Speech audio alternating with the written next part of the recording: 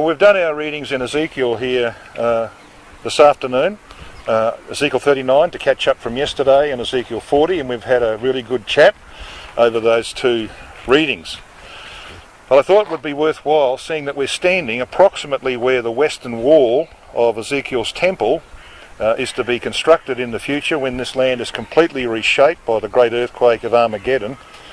And we have a plateau, where the mountains of Israel are flattened.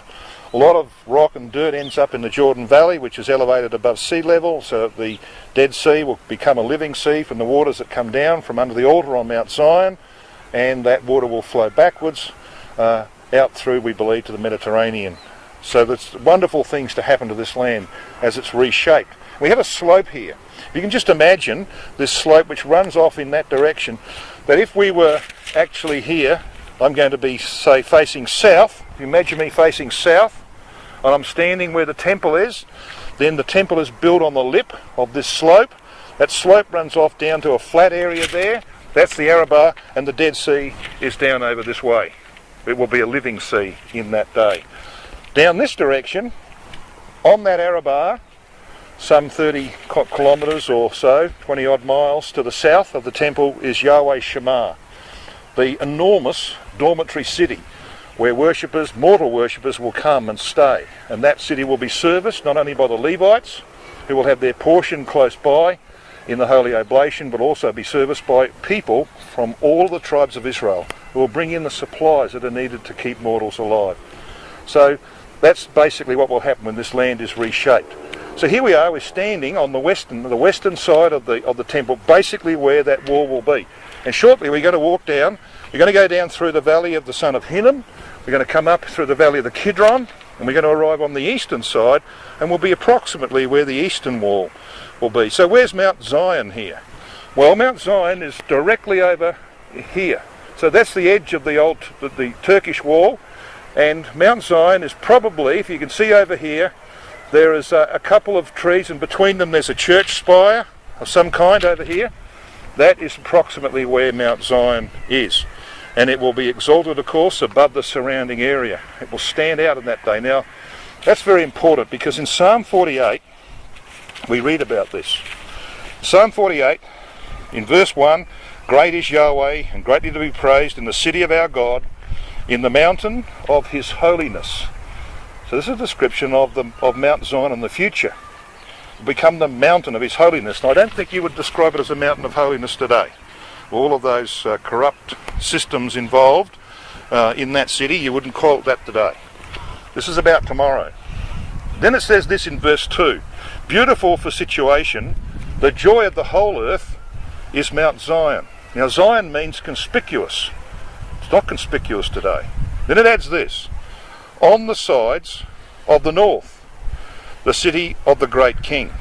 Now when it says beautiful for situation, the Hebrew word there actually means elevation. Beautiful for elevation is Mount Zion on the sides of the north. Now, if there weren't any walls or buildings there, we could stand here from the west and you could actually see, you wouldn't call it a mountain, would you? A slight eminence. And we would say, well, that's Zion. If you can do that from the east, if there was no walls and buildings in the way, you can stand on the other side of the valley of the son of Hinnom, and you might just get a glimpse of it.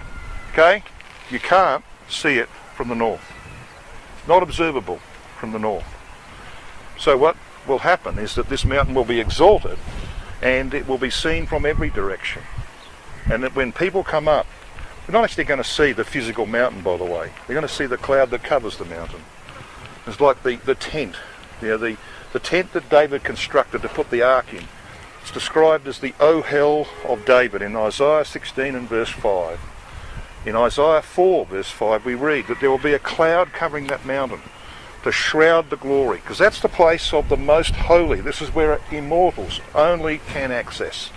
And so the glory will be concealed from mortals, because it would destroy them at times. It would destroy them, just like the glory would have destroyed Moses. So it will be shielded, but they'll see the glow of accepted sacrifices through that cloud and know that God has accepted them in this place. Wonderful things to come to this area. And we're going to walk right around Zion here this afternoon, okay, and take pleasure in the things that we know will shortly transpire in the earth.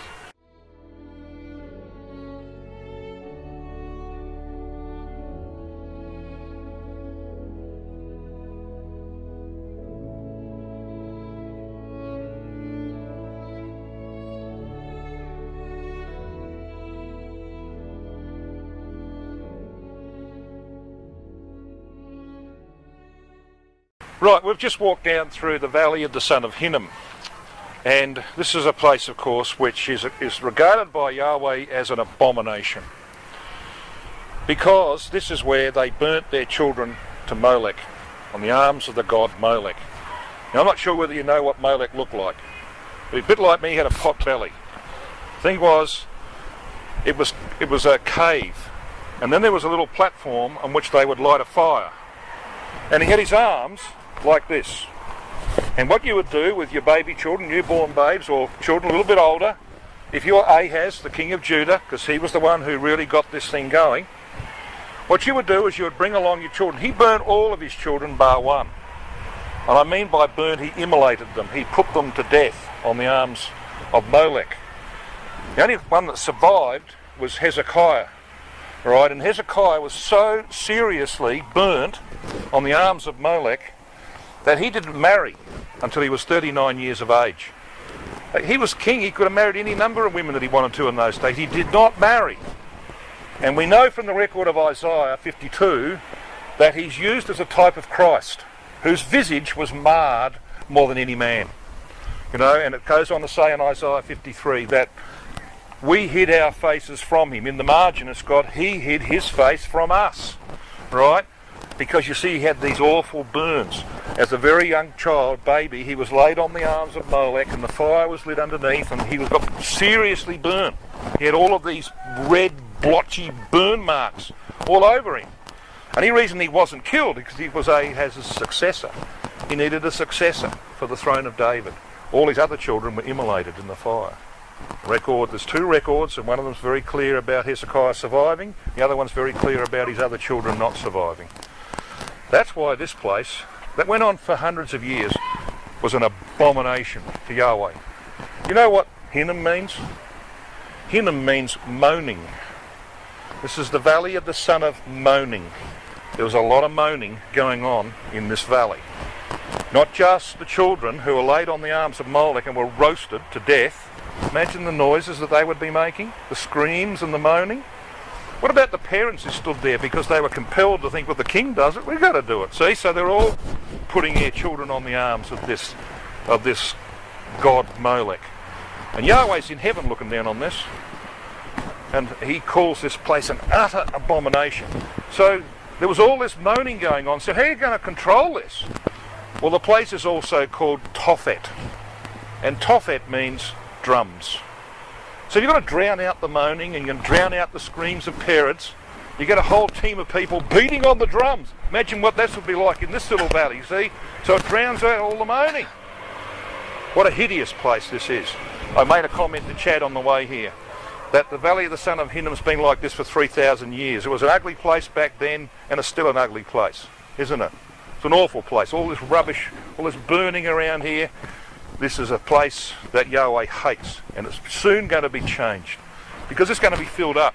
All right, it's going to be filled up. There's going to be a slope over that way down to Yahweh Shema and to the living sea, but this is going to be filled up because the southern wall of the temple is going to be over this bank here. Okay, the southern wall of the house of God will be over that bank.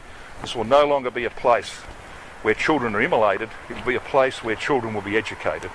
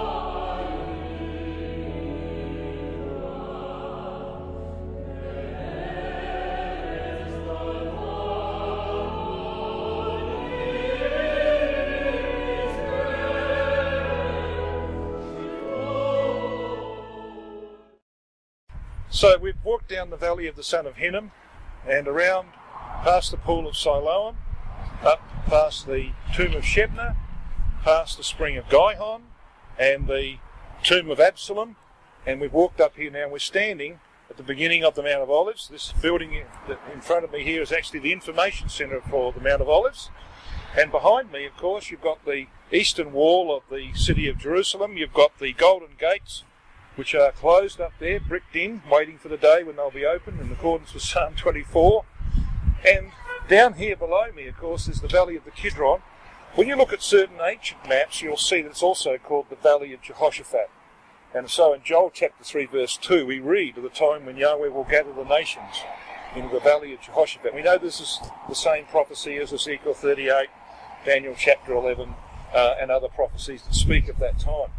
So it's the time when Christ and the saints will arrive at the Mount of Olives. They will have spent the last 10 years at Sinai. After the resurrection of the dead, there'll be a 12-month period for the judgment seat, then a 12-month period in which Christ will rejoice with his bride to fulfill the real meaning of Deuteronomy 24 verse 5. He will not be planning war. He will not be preparing his saints for war. He will be spending that 12 months just getting to know each individual member of his bride. It's going to take him 12 months to get around them.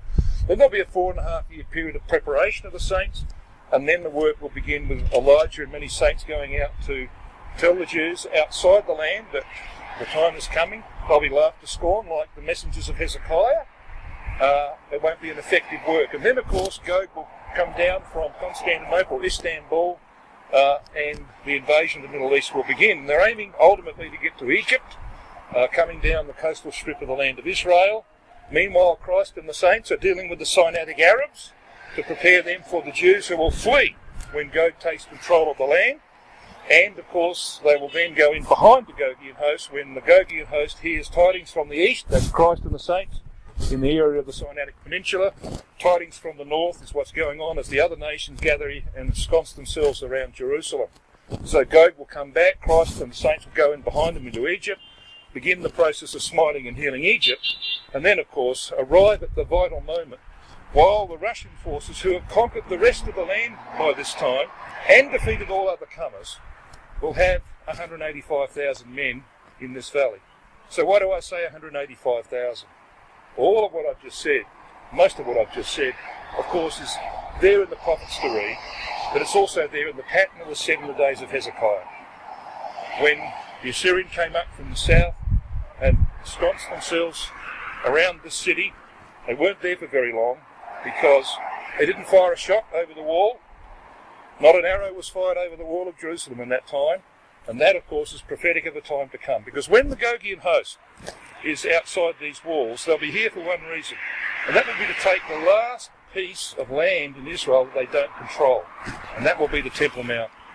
Because the Jews, when they took that on the 7th of June 1967, made a vow, and that vow was, we will never give up this piece of land to the last drop of blood, and they won't. And the prophecy tells us that they'll be there when Christ and the saints arrive at the Mount of Olives. And it splits into, and the great earthquake completely decimates, destroys all that you see around here, completely reshapes this land and develops that plateau which we talked about, and the great Arabah that will run down to the new sea, the living sea, as it's now the Dead Sea, and of course down to Yahweh Shema to the south. So these are the events that are prefigured, of course, in what happened in the days of Hezekiah.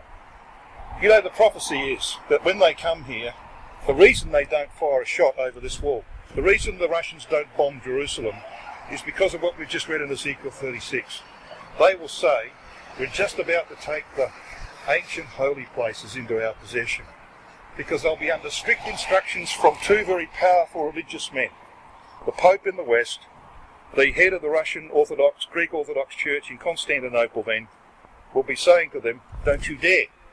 You military generals, don't you dare fire cannon into Jerusalem or drop bombs into Jerusalem, because you'll destroy our holy places. We've come to take possession of them.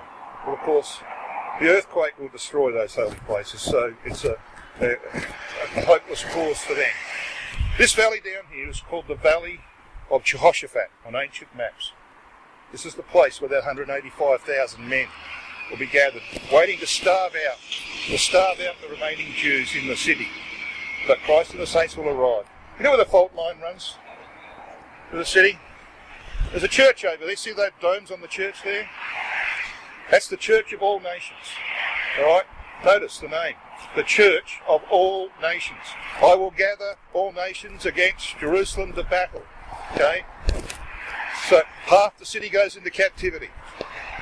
But the other half of the people are not cut off from the city, because they'll be up there on the Temple Mount. When Christ and the saints arrive, the fault line runs through there. Half this mountain goes toward the north, half goes toward the south, and there's a very great valley that creates this place of the Arabah. So the fault line underneath is underneath that church. Very appropriate thing, isn't it? Very appropriate that it should be that way. So we're looking down the barrel now of wonderful events. We're standing in the spot where one day, hopefully, or at least very close to the spot where one day we'll come here, not as tired mortals who walked up the valley of Kidron and dragged ourselves up here, but as spirit beings who can arrive on the wings of the Spirit, as it were, to touch the Mount of Olives with our Lord Jesus Christ to bring all these things to pass. What a wonderful day that is. By the time that the dust settles on that day, we'll look over there where that sun is going down, and there will be a high mountain on the edge of a plateau. What a wonderful time. And it can only be, let's say Christ comes very shortly, let's say it comes this year, 10 years away, when that great earthquake will occur.